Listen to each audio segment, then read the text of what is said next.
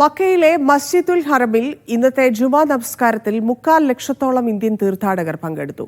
താമസ സ്ഥലങ്ങളിൽ നിന്ന് തീർത്ഥാടകരെ ഹറമിലേക്കും തിരിച്ചുമെത്തിക്കാൻ ഇന്ത്യൻ ഹജ്ജ് മിഷൻ പ്രത്യേക സംവിധാനങ്ങൾ ഒരുക്കിയിരുന്നു. ശക്തമായ ചൂടിൽ മലയാളി സന്നദ്ധ സേവകരും ഹാജിമാർക്ക് സഹായവുമായി എത്തി. 42 ഡിഗ്രി ചൂടാണ് ഇന്ന് മക്കയിൽ രേഖപ്പെടുത്തിയത്. കത്തുന്ന ചൂടിനെയും അവഗണിച്ച് 3.25 ലക്ഷത്തോളം ഇന്ത്യൻ തീർത്ഥാടകരാണ് ജുമായിലും പ്രാർത്ഥനയിലും പങ്കെടുക്കാനായി മസ്ജിദുൽ ഹറമിൽ എത്തിച്ചേർന്നത്. അസീസിയയിലേക്ക് പുറപ്പെടുന്ന 9, 10, 11, 12, 13 ബസ്സുകൾ അസീസിയ ഇന്ത്യ ആകെ താമസ സ്ഥലങ്ങളിൽ നിന്നും ഹാജിമാരെ ഹറമിലേക്കും തിരിച്ചുമെത്തിക്കാൻ ഇന്ത്യൻ ഹജ്ജ് മിഷൻ വിപുലമായ ഒരുക്കങ്ങൾ നടത്തിയിരുന്നു. ഇന്ന് രാവിലെ ഞങ്ങൾ പോയ സമയത്ത് നമ്മൾ ഇതുവരെ കാണാത്ത തിരക്കാണ് അവിടെ കണ്ടത്. എന്നിട്ട് അത് കഴിഞ്ഞിട്ട് നമ്മൾ എവിടെയാ ഒരു സ്ഥലം ഇരിക്കാൻ പോകുമ്പോൾ അവിടെയൊക്കെ ഫുൾ റഷാണ്.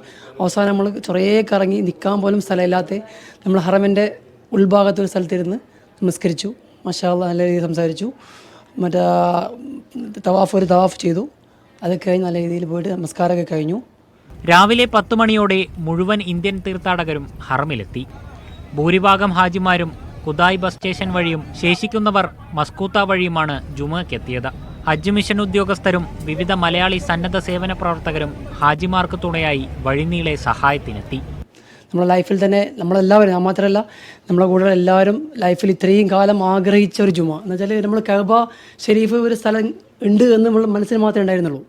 അപ്പോൾ ആ കഅബ കണ്ടുകൊണ്ട് നമ്മൾ എന്ത് ചെയ്തു, ജുമ പങ്കെടുത്തു.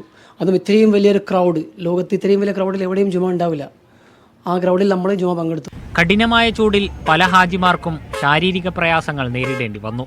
ഇത്തരം സാഹചര്യങ്ങളെ നേരിടാനായി പ്രത്യേക മെഡിക്കൽ സംഘങ്ങളെ ഹറമിന് ചുറ്റും സജ്ജമാക്കിയിട്ടുണ്ട്. 10,000-ലേറെ മലയാളി തീർത്ഥാടകരും ജുമായിലും പ്രാർത്ഥനയിലും പങ്കാളികളാകാൻ ഇന്ന് ഹറമിലെത്തി. Media 1 Mecca.